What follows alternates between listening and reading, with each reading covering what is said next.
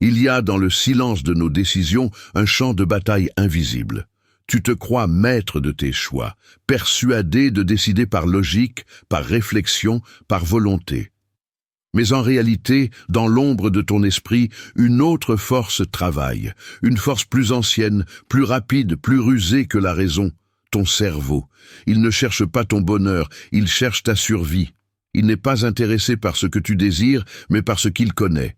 Et ce qu'il connaît, c'est la douleur que tu as déjà vécue. Alors, chaque fois que tu veux changer, il t'enferme dans la sécurité du familier. Il appelle cela prudence. Mais ce n'est qu'une illusion protectrice. Car ce que tu fuis à l'extérieur n'est que le reflet de ce que tu refuses de regarder en toi. Et si je te disais que comprendre ce mécanisme pourrait transformer à jamais la manière dont tu prends tes décisions? La plupart des gens pensent qu'ils manquent de discipline, de courage ou de motivation. En réalité, ils manquent de conscience des forces invisibles qui dirigent leur comportement. Antonio Damasio l'a démontré. Avant que tu penses, ton corps ressent. Avant que tu choisisses, ton cerveau a déjà décidé. Chaque émotion, chaque tension, chaque intuition est un message du passé codé dans ton système nerveux. Quand tu hésites, ce n'est pas de l'indécision. C'est ton système de survie qui cherche la sortie la plus sûre. Joseph Ledoux, en étudiant l'amygdale, a découvert que la peur agit bien avant la réflexion. Et cette peur n'a pas besoin d'un tigre ou d'un incendie.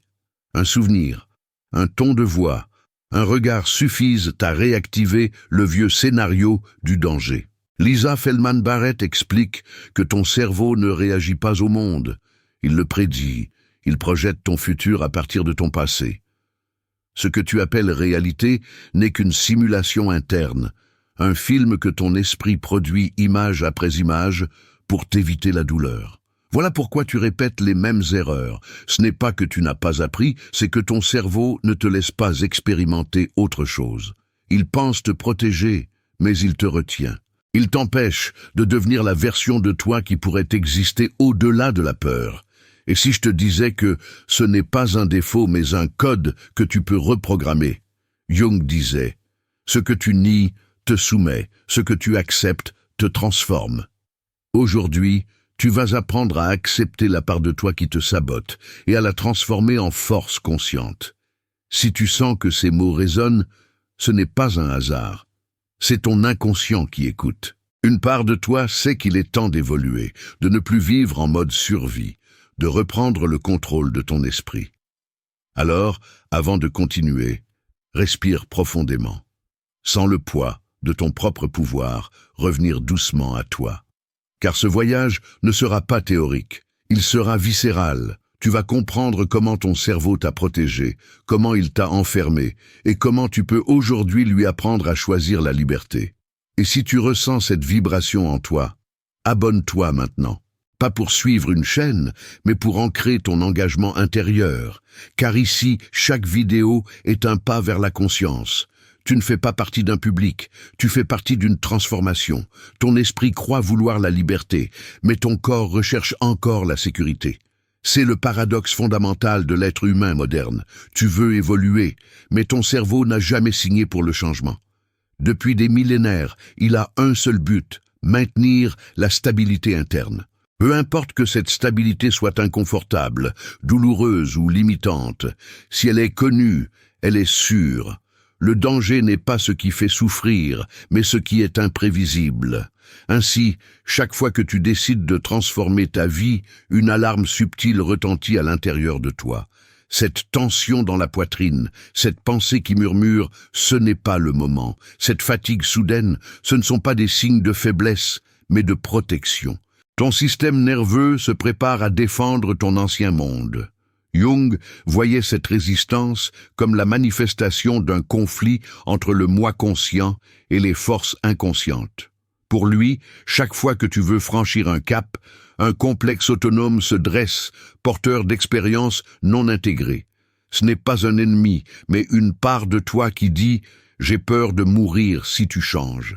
Et dans un sens, elle a raison, car chaque transformation intérieure demande la mort symbolique d'une ancienne identité. Le problème, c'est que ton cerveau ne fait pas la différence entre la mort psychologique et la mort réelle. Pour lui, tout changement profond est une menace biologique. Voilà pourquoi tant de personnes sabotent leurs opportunités au moment exact où elles s'ouvrent. Ce n'est pas de la paresse, c'est un instinct ancestral de survie. Joseph Ledoux a démontré que l'amygdale envoie des signaux de danger avant même que le cortex rationnel ait le temps d'analyser. Le cerveau reptilien agit, l'esprit justifie ensuite. C'est pour cela que tu entends parfois cette voix intérieure te dire « Je ne sais pas pourquoi, mais je sens que ce n'est pas une bonne idée ». En réalité, ce n'est pas une intuition, c'est un réflexe mémoriel. Ton organisme compare inconsciemment le présent à un événement passé et choisit l'évitement. Tu crois faire preuve de discernement, mais tu revis simplement une peur ancienne. Et tant que cette boucle n'est pas mise en lumière, elle se répète. Lisa Feldman-Barrett complète cette compréhension. Le cerveau n'est pas un récepteur passif, c'est un simulateur actif. Il projette la réalité qui l'attend. Si tu crois que le monde est dangereux, il filtrera tout ce qui confirme cette croyance. Tes décisions deviennent alors auto-validantes. Tu choisis ce qui maintient ton système cohérent, pas ce qui te libère. Les neurosciences appellent cela la prédiction interne. Jung l'appelait le destin. 2 langages pour une même prison. Mais voilà la clé. Ce que tu appelles sabotage est en fait une tentative de guérison mal comprise. Ton cerveau cherche à éviter la douleur, pas à t'empêcher de réussir. Il répète ce qu'il croit sûr. Si tu lui montres que la nouveauté peut être sûre, il change. C'est là qu'intervient la conscience. Daniel Siegel parle d'intégration neuronale. Lorsque tu observes ton propre mécanisme sans jugement, tu réécris le circuit. Ce n'est pas une métaphore, c'est de la neuroplasticité. La simple observation consciente crée de nouvelles connexions. Imagine maintenant la puissance de cette vérité. Tu n'as pas besoin de te battre contre toi-même. Tu as besoin d'écouter. Chaque résistance est une information, chaque peur un souvenir, chaque fuite une demande de sécurité. Lorsque tu accueilles cette dimension au lieu de la juger, tu reprends la direction du navire. Ce que Jung appelait l'individuation commence exactement ici. Au moment où tu cesses de voir ton ombre comme un obstacle et que tu la reconnais comme une énergie. Si tu ressens cette idée vibrer en toi, laisse-la t'habiter un instant. Sans qu'au fond, ce n'est pas la vie qui t'a trahi, mais ton ancien programme de survie qui te retient. Et si tu pouvais aujourd'hui lui murmurer « Merci de m'avoir protégé, mais maintenant je choisis la liberté ». Respire et imagine la scène. Ton passé te regarde s'éloigner sans colère, comme un maître qui sait que l'élève est prêt. C'est ici que ton processus de transformation commence réellement. Et pendant que tu ressens cette ouverture, permets-toi un acte symbolique. Abonne-toi maintenant, pas pour suivre des mots, mais pour ancrer ton engagement intérieur. Chaque clic n'est pas un geste numérique, c'est un signal envoyé à ton inconscient. Je choisis la conscience, pas la peur. Laisse cette décision être la première où ton esprit et ton âme marchent enfin dans la même direction. Car au fond, ce n'est pas une simple vidéo. C'est le début d'un dialogue entre toi et ton propre esprit. Tu as déjà remarqué qu'au moment exact où tout semble possible, quelque chose en toi s'effondre. Un détail, une distraction, une pensée parasite suffit pour que tu t'éloignes de ton objectif. Ce n'est pas de la malchance. C'est une stratégie inconsciente. Ton système nerveux te pousse à retourner vers l'équilibre qu'il connaît. Stephen Porges, à travers la théorie polyvagale, a montré que lorsque le corps perçoit un danger, il active le mode d'immobilisation. Tu fuis, tu combats ou tu te figes. Cette réaction n'est pas mentale, elle est physiologique. Tu ne décides pas de te bloquer, c'est ton corps qui le fait pour toi. Et ce qui est fascinant, c'est que ton cerveau peut percevoir une conversation difficile, un regard ou un silence, comme une menace équivalente à un prédateur. Il suffit d'un souvenir émotionnel enfoui pour déclencher la même chimie de peur. Lorsque cela arrive, ta conscience se contracte. Tu perds la vue d'ensemble.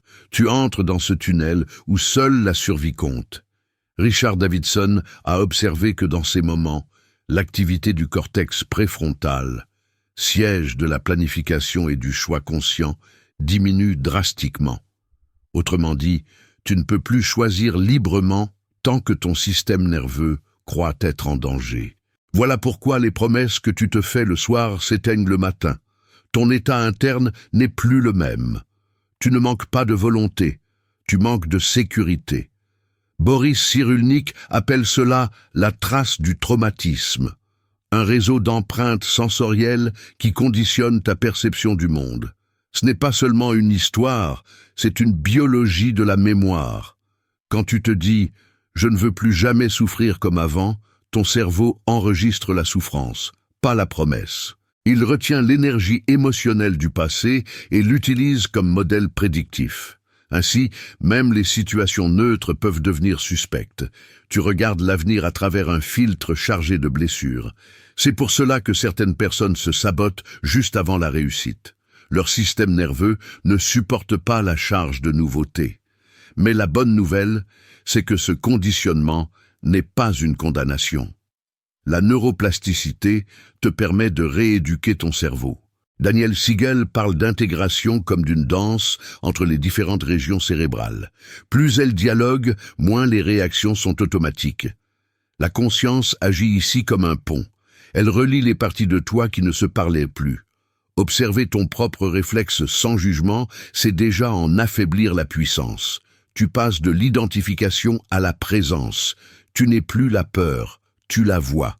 Et ce simple déplacement change tout. Jung aurait dit « Ce que tu regardes avec attention commence à se transformer ».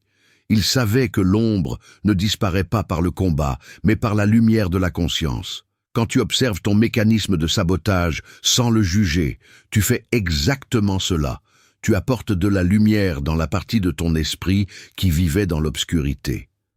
Peu à peu, la peur cesse d'être un ennemi et devient une messagère. Elle t'informe qu'une partie de toi se sent encore menacée. Ton rôle n'est plus de la faire taire, mais de l'écouter. Lisa Feldman-Barrett explique que le cerveau crée la signification des émotions en temps réel. Ce que tu ressens dépend de l'histoire que tu lui attaches. Si tu changes la narration, tu changes l'expérience. Ainsi, la même montée d'adrénaline peut être interprétée comme peur ou comme excitation. Le contexte et la conscience redéfinissent tout. À mesure que tu apprends à rester présent avec ton ressenti, ton cerveau enregistre un nouveau message. Je peux survivre à cette sensation. Et lentement, le schéma ancien se désactive. Ce processus demande de la patience et de la tendresse envers toi-même. Les circuits neuronaux ne s'effacent pas, ils se reconfigurent. Chaque fois que tu choisis la présence au lieu de la fuite, tu crées une voie alternative. C'est ainsi qu'on déprogramme la peur, non par la force, mais par la répétition de la sécurité. Stephen Porges dit que la guérison, c'est la création de nouveaux contextes de sécurité intérieure. À mesure que tu apprends à respirer dans l'inconfort, ton système nerveux enregistre « Je suis vivant, je suis en sécurité, même ici ». Voilà le cœur du travail, apprendre à demeurer présent quand ton corps voudrait partir. C'est la pratique la plus simple et la plus difficile à la fois. Ce n'est pas une bataille contre la peur, c'est une conversation avec elle. Et cette conversation, si tu la mènes avec respect, transforme ton cerveau plus sûrement que n'importe quel discours. Tu sens que tu commences à comprendre, n'est-ce pas? Ce n'est pas seulement intellectuel. Quelque chose en toi se détend. Une part qui se sentait coupable de faiblir comprend maintenant qu'elle était simplement fatiguée de survivre. Laisse cette conscience s'enraciner. Elle est le début de ta liberté. Il existe un moment où tu réalises que ce que tu appelles ton caractère n'est souvent qu'un ensemble de défenses.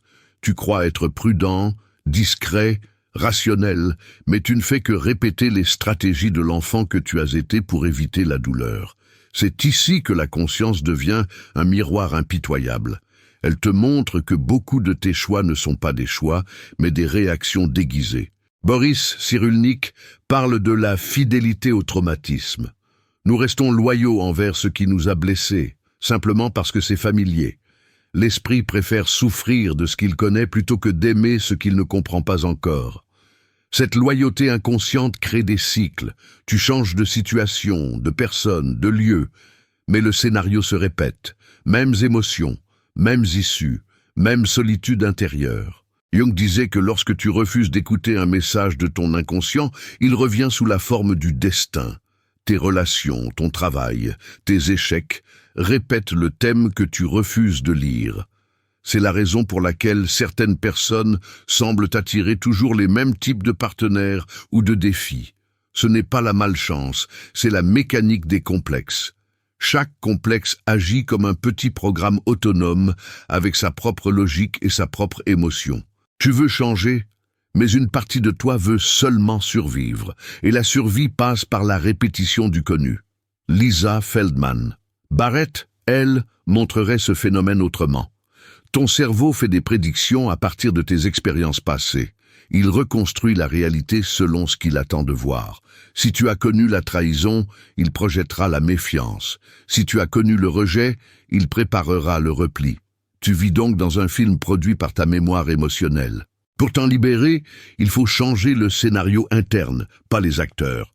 Antonio Damasio rappelait que chaque décision est guidée par des marqueurs somatiques, des sensations corporelles associées à des souvenirs.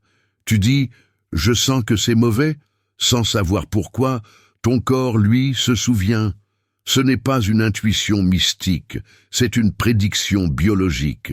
Et pourtant, c'est précisément par le corps que la guérison commence. Lorsque tu respires consciemment au lieu de fuir, tu donnes à ton cerveau une information nouvelle. Je peux rester ici sans danger.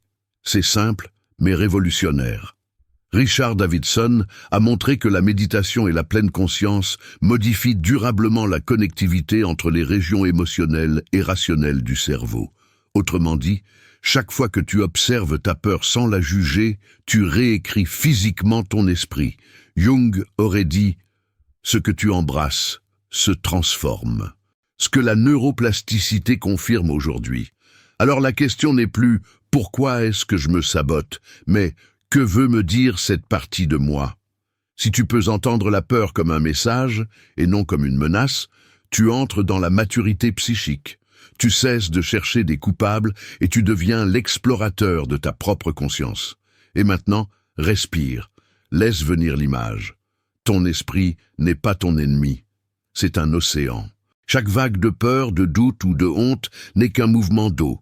Tu n'as pas à les arrêter, tu as seulement à apprendre à surfer dessus. Plus tu résistes, plus tu te noies, plus tu accompagnes, plus tu flottes. La conscience est la planche qui te maintient au-dessus. Peut-être que pendant que tu écoutes ces mots, une voix intérieure murmure « c'est moi, cela ». Cette reconnaissance est précieuse. Elle signifie que la partie de toi qui dormait commence à se réveiller. Ne la laisse pas se rendormir. Garde-la éveillée en nourrissant ta conscience. C'est à cela que sert cet espace, ces mots, ces vidéos. Alors, fais un geste maintenant. Pas pour moi, mais pour toi. Abonne-toi. Laisse ton cerveau associer cette action à la renaissance.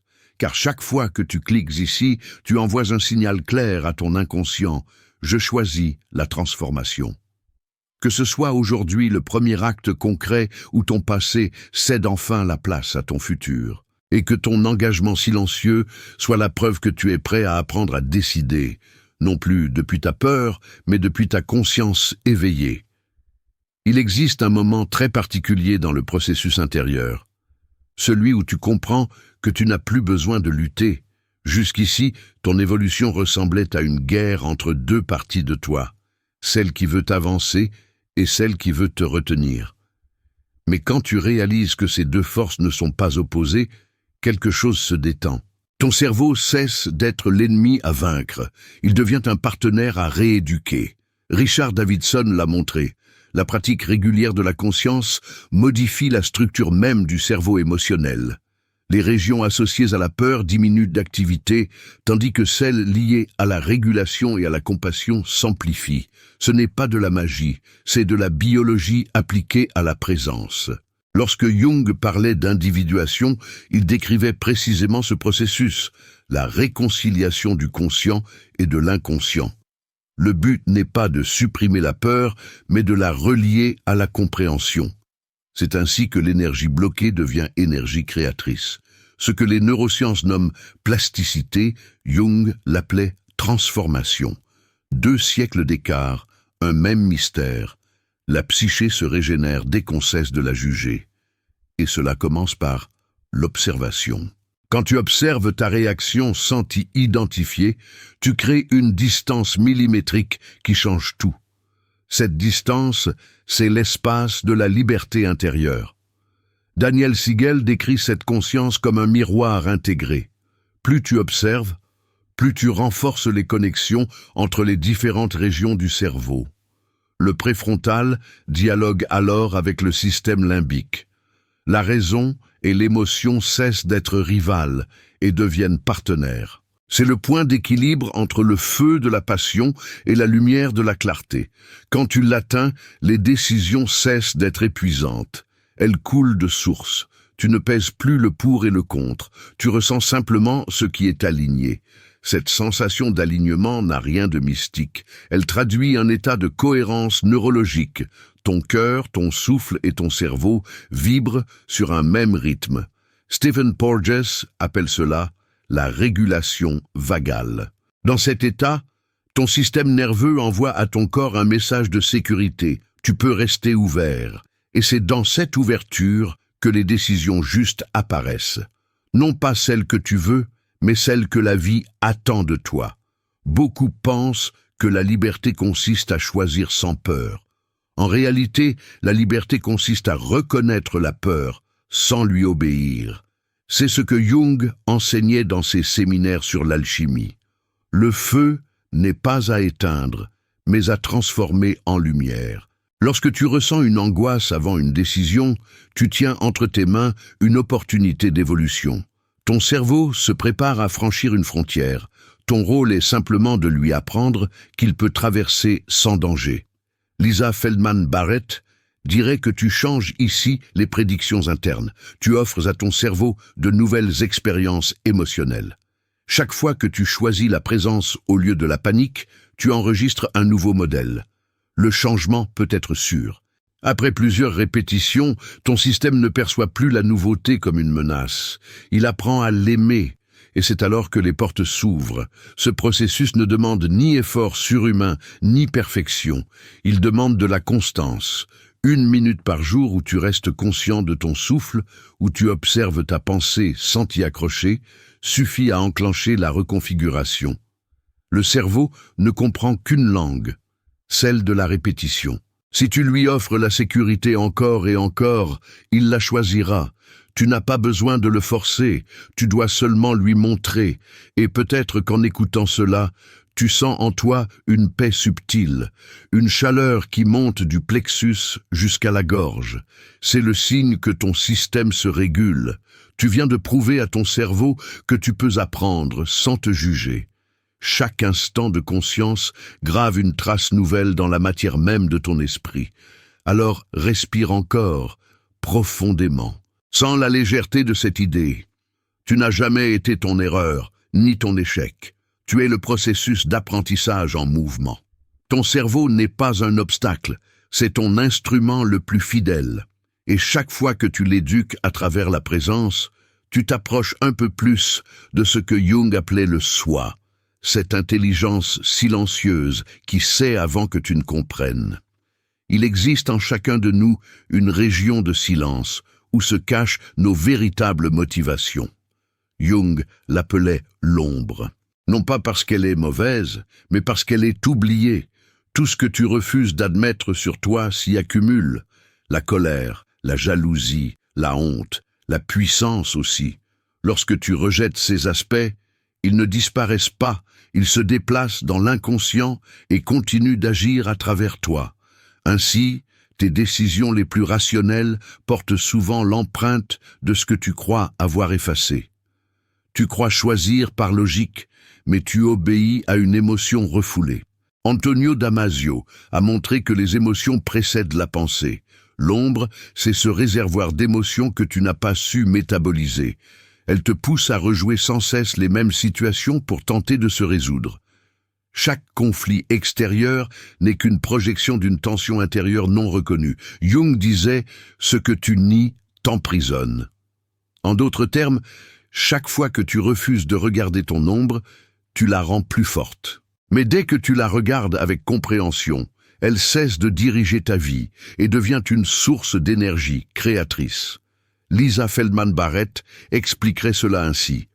Ton cerveau classe chaque expérience selon une signification émotionnelle. Si tu refuses une émotion, tu la déplaces, mais tu ne l'effaces pas. Elle reste dans le réseau prédictif et colore tes perceptions futures. C'est pour cela qu'un mot, un ton, une expression peuvent déclencher une réaction disproportionnée. Ton système compare inconsciemment aux souvenirs refoulés. Le présent devient alors le théâtre du passé. Pour Richard Davidson, l'entraînement de la pleine conscience permet d'observer ces impulsions avant qu'elles ne s'imposent. C'est le moment crucial. Entre le stimulus et la réaction, il existe un espace. Dans cet espace réside ton pouvoir. Si tu apprends à le reconnaître, tu deviens libre. La peur, la colère ou la honte peuvent surgir, mais tu ne t'y identifies plus. Tu les vois passer comme des nuages dans le ciel de ta conscience. Stephen Porges ajouterait que cette observation calme le système nerveux. Le nerf vague, en se régulant, signale à ton corps que la menace est terminée. Tu n'as plus besoin de fuir, de te battre ni de te figer.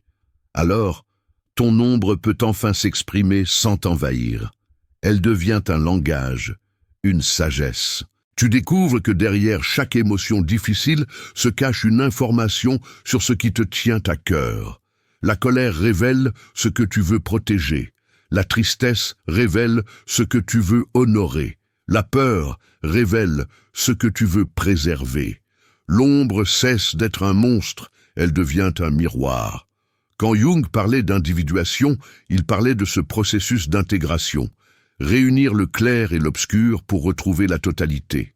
Ce n'est pas une perfection morale, mais une complétude humaine. Les neurosciences, en étudiant la plasticité, confirment ce que la psychologie symbolique pressentait.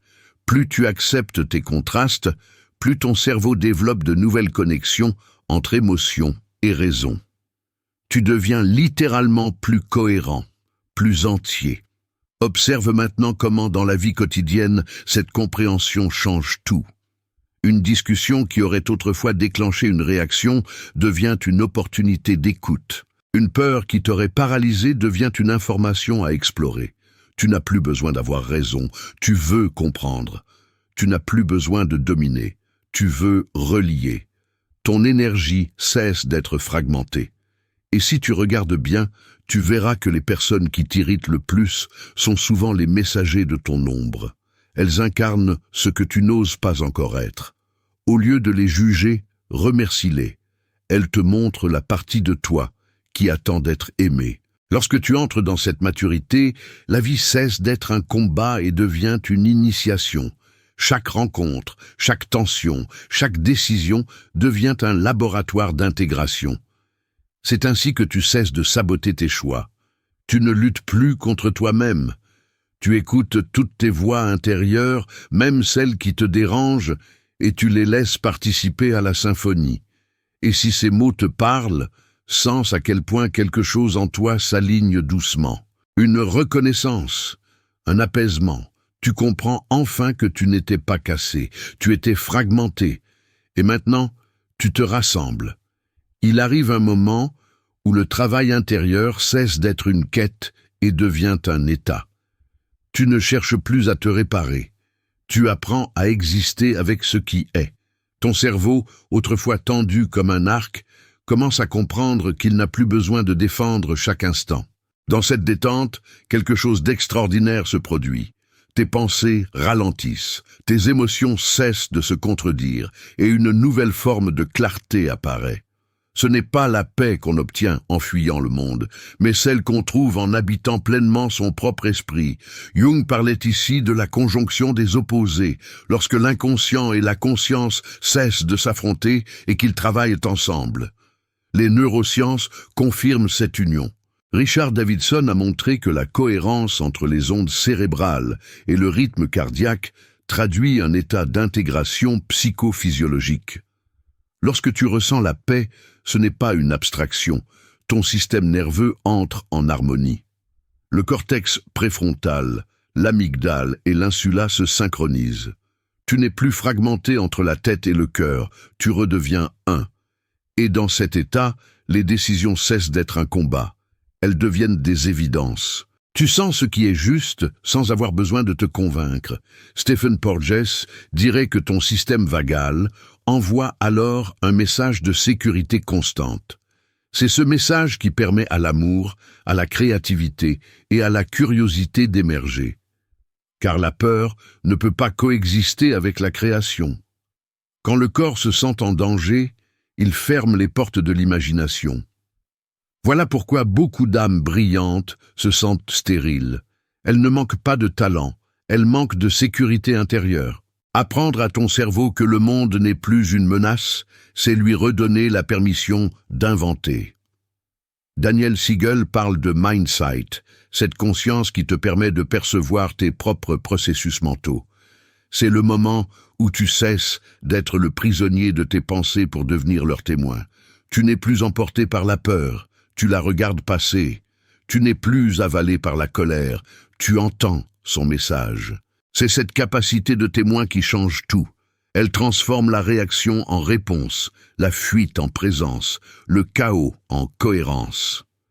Quand tu atteins cet état, tu découvres que la liberté n'est pas l'absence de contraintes, mais la capacité de choisir consciemment ta réponse. Tu peux ressentir la peur et tout de même avancer, sentir la tristesse et quand même aimer. Lisa Feldman Barrett dirait que tu as réécrit la carte prédictive de tes émotions. Jung dirait que tu es devenu ton propre alchimiste. Le langage diffère, la vérité est la même. Tu as appris à transmuter la densité en lumière. Et c'est ici que naît la confiance. Non pas la confiance naïve qui nie le danger, mais la confiance mature qui sait qu'elle peut le traverser. Ce sentiment n'est pas une pensée, c'est un ancrage physiologique. Ton souffle devient plus lent, ton regard plus stable, ta voix plus calme. Tu sens que ta propre présence suffit. Ton cerveau a cessé de chercher la validation extérieure. Il a trouvé son centre. Il n'y a plus d'ennemis à combattre, plus de rôle à défendre. Tu commences à goûter ce que Jung appelait l'individuation, être pleinement soi, sans masque, sans peur, sans fuite. Et tu découvres que ce soi n'est pas une idée, mais un état d'amour lucide. Il existe une intelligence silencieuse au fond de toi, plus ancienne que ta pensée, plus fidèle que ta mémoire. C'est elle qui t'a guidé dans tes pires nuits, quand tout semblait perdu et que pourtant tu respirais encore. Jung aurait dit qu'il s'agit du soi, cette totalité de la psyché qui contient à la fois la lumière et l'ombre. Les neurosciences la reconnaissent à leur manière. C'est le fonctionnement intégré du cerveau lorsque les hémisphères cessent de se battre pour coopérer. Lorsque tu atteins ce niveau, ton regard change.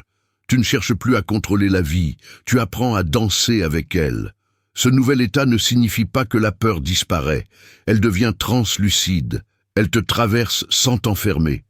Tu sens les vagues de ton passé se lever encore, mais elles n'ont plus le pouvoir de t'emporter. Le témoin en toi reste calme. Richard Davidson parle d'équanimité, la stabilité émotionnelle qui permet d'éprouver sans se dissoudre. C'est cela la véritable maîtrise, non pas l'absence d'émotion, mais la liberté à l'intérieur de l'émotion. Lorsque ton esprit atteint ce point, les décisions que tu prends ne viennent plus de la peur du manque ou du besoin de reconnaissance. Elles viennent d'un espace clair où la motivation naît du sens, non de la réaction. Lisa Feldman Barrett dirait que tu as réécrit tes prédictions internes pour qu'elles s'accordent avec ton présent. Tu n'es plus programmé par ton histoire, tu es inspiré par ta vision.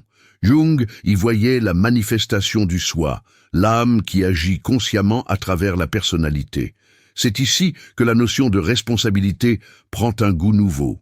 Tu ne subis plus ton cerveau, tu le diriges. Tu reconnais les vieilles impulsions, tu les accueilles, puis tu choisis. Et ce choix répété devient une signature énergétique. Le monde répond à la cohérence que tu incarnes. Ce n'est pas une loi mystique, c'est la biologie de la congruence. Ton système nerveux émet un signal clair. Ton environnement s'y ajuste. Plus tu entres dans cette cohérence, plus tu ressens une paix étrange, comme un silence habité. C'est la conscience qui se reconnaît elle-même. Daniel Siegel dirait que ton cerveau fonctionne alors en mode intégratif maximal. Les circuits de la raison, de l'intuition et de la compassion se synchronisent. Tu n'as plus besoin de forcer, tout devient aligné. Et si tu écoutes attentivement, tu remarqueras que ce silence intérieur n'est pas vide, il est plein de présence. C'est ici que naît la véritable autorité intérieure, non celle qui impose, mais celle qui inspire. Tu n'as plus besoin de convaincre, ta cohérence parle pour toi. C'est ce que Jung appelait la lumière qui ne brûle pas.